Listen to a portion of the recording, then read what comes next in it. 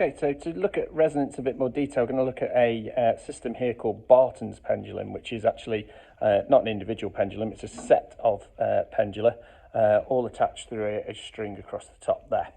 And what we've got in this particular setup is 5 different pendulums. We have on the left a very high mass pendulum compared to the others. I'll explain why in a second. That's going to be our driver pendulum.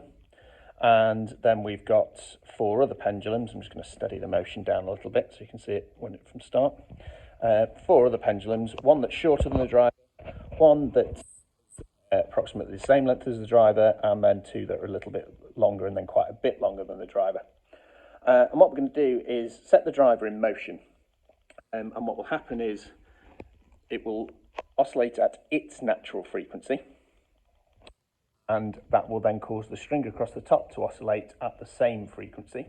So it's driven at that frequency, which then drives the 4 smaller pendula at that frequency as well. So the whole system oscillates at the frequency determined by the driver.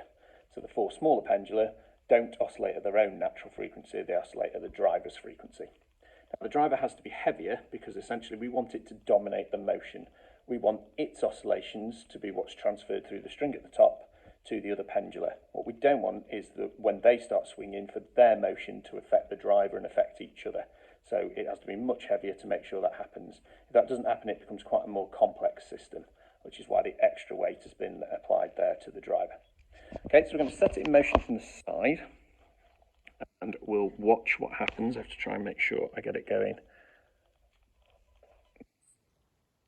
And wait for the response, and here it goes. And that first pendulum along, we can see responded quite quickly, and the rest are moving now. Now that first pendulum, if we watch the first one along, that's pretty much in phase with the driver. It does die down from time to time, but then kicks back in, and you can see it's in phase with the driver. The second pendulum along, though, look at the amplitude of that. Far, far greater than the first pendulum or the third and the fourth one.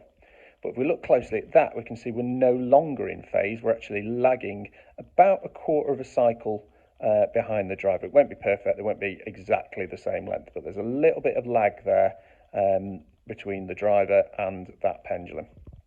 And the third and the fourth pendulum, okay, much smaller amplitude oscillations, and we can see quite clearly from the third pendulum, it is in antiphase with the driver. So we've got 3 different phase relationships. The shorter pendulum, in phase with the driver, but small oscillations.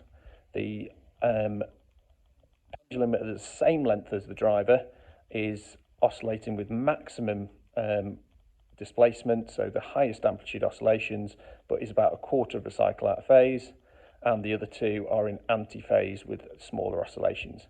Now obviously the reason that the one that is the same length as the driver is oscillating with such great amplitude is because its natural frequency is the same as the driver's.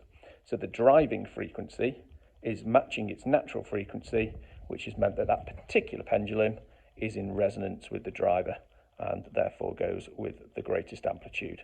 It's all beginning to die down now thanks to some underdamping going on, okay, but you can still see the effect of those driven oscillations.